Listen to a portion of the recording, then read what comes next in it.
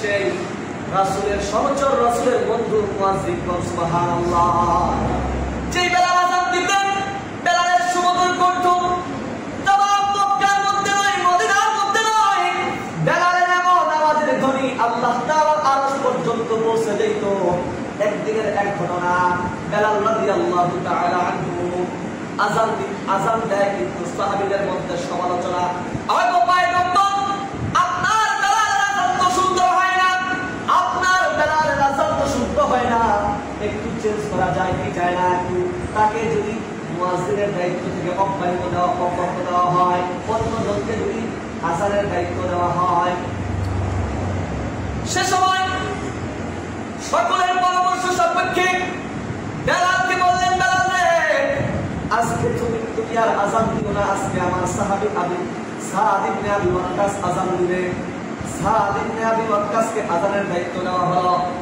সাদ ইবনে আবি ওয়াক্কাস রাদিয়াল্লাহু তাআলা আনহু ফজরের সময় চলে গেলেন মসজিদে নববীর মধ্যে আযান দেওয়ার জন্য। কিন্তু আযান দিয়েছেন, সময় হয়েছে, আযান দিয়েছে, কিন্তু দেখা যায় অন্য দিনের চাইতে আজকের দিনটা ভিন্ন হয়ে গেল। অন্যদিন আযানের পর থেকে আস্তে আস্তে শুভ সকাল হয়, সুপ্রভাত হয়, আজকে আর সকাল হয় না। সুবহানাল্লাহ বলেন। বেলাল আযান দিছে, আজকে রাত শেষ হয় না, যে অবস্থা সেই অবস্থায় আছে। জিবরাইল আমিনকে আল্লাহ তাআলা পাঠাইলেন, জিবরাইল যাও যাও আমার পয়গম্বরকে জানিয়ে দাও আজকে কি মসজিদে নববীর মধ্যে আযান হয় নাই। বেলালের জিবরাইল আল্লাহর হাবিবের কাছে আসে, বলতেছে, ও আল্লাহর পয়গম্বর, আজকে কি আযান হয় নাই? বলে, হ্যাঁ আজকে তো আযান হয়েছে, আগের দিনের চাইতে ভালোভাবে আযান হয়েছে। সুবহানাল্লাহ। আগের দিনের আযানের চাইতে তো আজকে খুব সুন্দরভাবে আযান হয়েছে।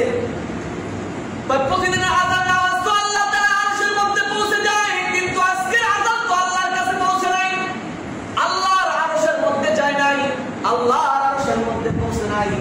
সঙ্গে সঙ্গে আল্লাহ রাসূল তো বুঝতে পারলেন, যতক্ষণ না পর্যন্ত আমার বেলাল আযান দিবে ততক্ষণ পর্যন্ত আর কি হবে না, সকাল হবে না। সুবহানাল্লাহ।